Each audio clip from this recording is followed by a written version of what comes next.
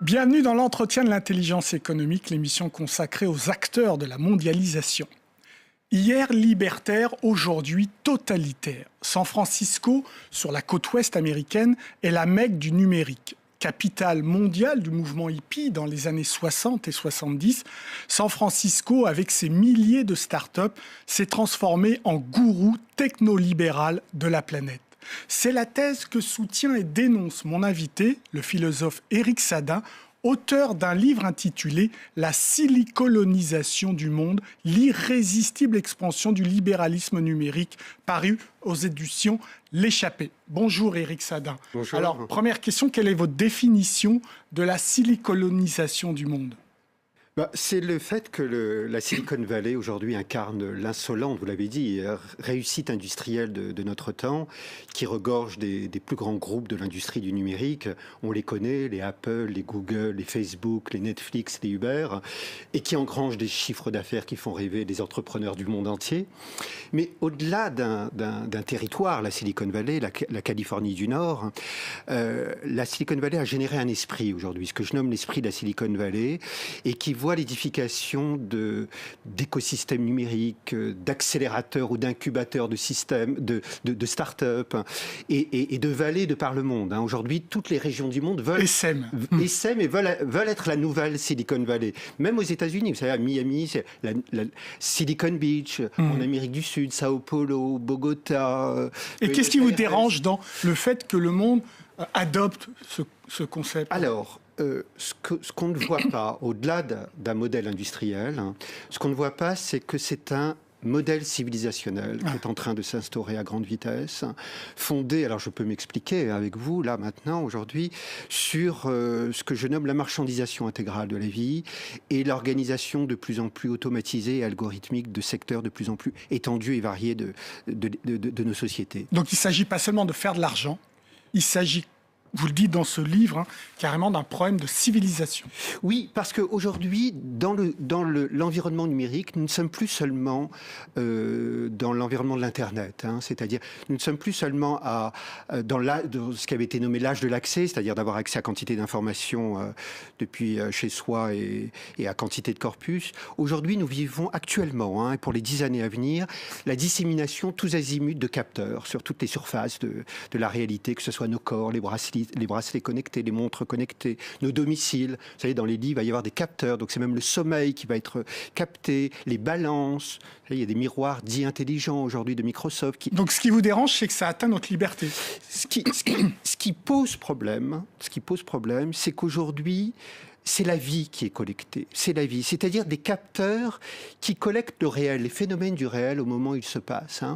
Nous parlions du domicile. Nous pouvons parler aussi des entreprises dont les chaînes de logistique, les chaînes de conception sont de plus en plus infiltrées de capteurs qui permettent une visibilité en temps réel des mesures de performance, comme on dit aujourd'hui, et qui induisent le fait que des systèmes évaluent les pratiques du personnel et rétroagissent et orientent et dictent des actes. Donc dictent empêche notre liberté, notre choix. Alors là, par exemple, dans le cas du travail, oui, ça étouffe l'autonomie, la spontanéité, la libre initiative au profit de ce que je nomme un guidage, une orientation.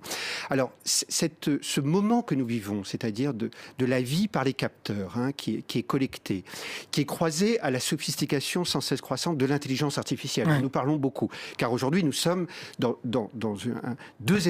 l'ère de deux événements technologiques majeurs. C'est nous l'avons dit, de l'extension des capteurs et de l'intelligence artificielle qui actuellement connaît des avancées qui vont à des vitesses, j'ai presque envie de dire, qui repoussent la capacité de délibération et de décision en commun de là où nous voulons aller. Et qu'est-ce que ça induit, ce phénomène-là ? Ça induit ce que je nomme une sorte de pression de plus en plus intense sur la décision humaine. C'est-à-dire de plus en plus des systèmes, souvent pour supposer notre plus grand confort, notre plus grande facilité d'existence, notre plus grande optimisation de notre temps, nous conseillent de faire telle action plutôt que telle action, mais à des fins généralement marchandes. Mais est-ce que, Éric Sadin, vous reconnaissez quand même qu'il y a deux faces ? Il y a une face plutôt bonne de cette silicolonisation du monde lorsqu'on apporte les technologies. Et on voit par exemple en Afrique, vous le dénoncez, mais il y a des zones comme les Silicon Savannah au Kenya qui fonctionnent, etc. Et ça permet le développement économique. Vous reconnaissez qu'il y a deux faces ? Oui, alors, je dirais presque qu'il y a trois faces. Ah, c'est quoi la troisième ? Alors, je dirais d'abord qu'il y ait des avantages avec le numérique. Ça, je ne le nie pas. Hein. Par exemple, réserver un billet d'avion ou mon billet de train sur Internet, ça facilite la vie. Ça, je ne le nie pas. La deuxième phase, donc, puisque vous parliez de phase, c'est que aujourd'hui, au nom des sacro-saints points de croissance et de l'emploi, il y a une forme d'aveuglement sur ce qui est en train de s'instaurer. Hein. Et ce qui est en train de s'instaurer, c'est-à-dire moi je dénonce une forme d'aveuglement. Hein. Et je redis, nous ne sommes plus dans le seul moment de l'Internet, parce que l'Internet, pour dire rapidement les choses, franchement, c'est pas très méchant. Hein, qu'Amazon me suggère tel achat plutôt que tel autre, je reste totalement libre, quand bien même on dit que ce n'est pas le cas. Non, on reste totalement libre de choisir le bouquin que je veux prendre, même si j'ai un peu de pression. Non, les années qui viennent vont voir une visibilité des comportements, je le répète, via les capteurs. Nous sommes dans l'ère des capteurs, et qui induit une marchandisation de tous les gestes de l'existence. Et donc vous, ce que vous regrettez, c'est qu'on ne réfléchit pas assez à cet aspect-là, ne serait-ce que pour l'accompagner, voire le réguler. Bien sûr, bien sûr. Parce que ce qui est nommé l'économie de la donnée, c'est-à-dire de faire profit, de tirer profit de toute la collecte de données, hein, qui suppose que ça va du sommeil, nous avons dit les puces dans le lit jusqu'au coucher. Hein, et c'est cette économie de la donnée, moi je l'ai nommée l'industrie de la vie, hein, l'avènement d'une industrie de la vie. Et Google, vous savez, Google qui s'est transformé en Alphabet en 2015. Hein, la holding. Qui est donc Google n'est plus seulement sur les requêtes de mots-clés, c'est la voiture autonome, c'est la cartographie, c'est évidemment la santé, l'enseignement. Donc on laisse trop faire Google sans réfléchir. Alors, à mon sens, d'abord, Google est aux avant-postes d'une industrie du numérique qui est une industrie de la vie, qui veut capitaliser sur l'ensemble de nos gestes. Et alors oui, cela va induire une forme d'accompagnement continu de nos vies, alors j'ai presque envie de dire de nos vies personnelles, ou alors de nos vies collectives, nous l'avons dit, dans le travail, mais aussi dans le champ de la médecine, par ces systèmes qui sont supposés d'une forme d'intuition de vérité, qui savent mieux que nous ce qui doit être fait. Alors, parce qu'on ne réfléchit pas là-dessus, vous le dénoncez dans ce livre, hein, vous dites que politiquement, on ne réfléchit pas assez suffisamment. Qu'est-ce qu'on fait ? C'est quoi la parade ? Alors, ce que je remarque, c'est que, enfin, je ne le remarque pas, je le relève, hein, c'est que depuis une dizaine d'années, les politiques sont aux avant-postes du soutien apporté par des fonds publics, souvent, notamment en France, mais dans bien d'autres pays, à ce mouvement de siliconisation, en supposant que c'est l'horizon économique indépassable de notre temps. Hein. Donc, pour ma part, je ne fais plus confiance aux législateurs, aux politiques, pour essayer de faire valoir des voix divergentes et entamer des réflexions, voire de l'opposition. Hein. Car quand on a parlé du travail, il est temps, des conditions de travail, la collecte de données, il est temps aussi, par exemple, que les syndicats se saisissent de ces enjeux décisifs. Hein. Alors, qu'est-ce que vous faites, Alors, moi, je fais confiance, je voudrais faire confiance à toutes les forces de la société civile dans le monde entier, c'est-à-dire aux citoyens, aux individus, hein, déjà, et je pense qu'il est temps, individuellement, d'entrer dans l'époque de la responsabilité, hein, et plus de la fascination béate qui nous conduit à faire la queue toute la nuit dans des tentes Quechua devant les App Store, en attendant l'objet divin qui va nous délivrer de tous les maux de nos existences. Donc déjà, individuellement, les groupements de citoyens, hein, c'est à eux de se saisir de ces questions. Vous les sentez venir ou pas, là ? Je pense, les associations de parents d'élèves, l'introduction du numérique, avec une forme de précipitation dans les lycées, dans les collèges, par exemple en France, Microsoft, qui n'a aucune compétence dans l'éducation, qui est devenu le partenaire principal de l'éducation nationale. C'est une faute, à mon sens, politique grave, hein, et qui témoigne notamment de la force du lobbying de l'industrie du numérique, aussi bien à Washington qu'à Bruxelles pour ce qui est de l'Europe, mais dans bien d'autres pays dans le monde.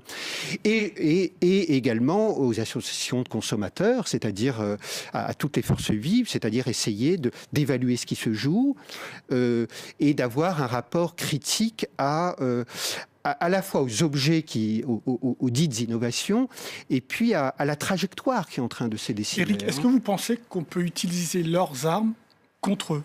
C'est-à-dire utiliser les technologies pour faire dérailler le train ? Je ne suis pas si certain de ça. Moi, je pense plutôt que nous avons dit, j'ai parlé de citoyens, nous sommes tous citoyens, mais nous sommes tous consommateurs aussi. Nous sommes tous consommateurs.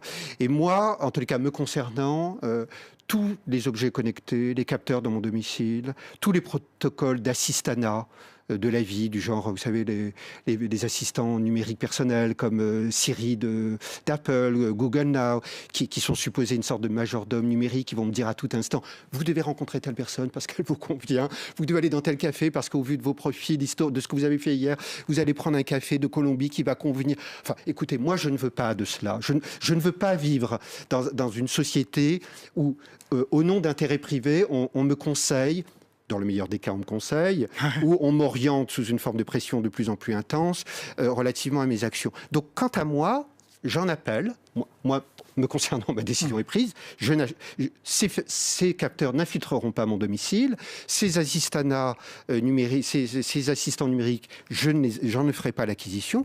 Et j'en appelle aux citoyens à faire valoir leur position de consommateur, c'est-à-dire de mettre en échec, non pas le modèle numérique dans son ensemble, mais de mettre en échec ce modèle qui veut que nous allons vers une quantification et une marchandisation à terme intégrale de la vie. Bien, alors je renvoie les consommateurs à votre livre « La silicolonisation du monde » aux éditions L'Échappée.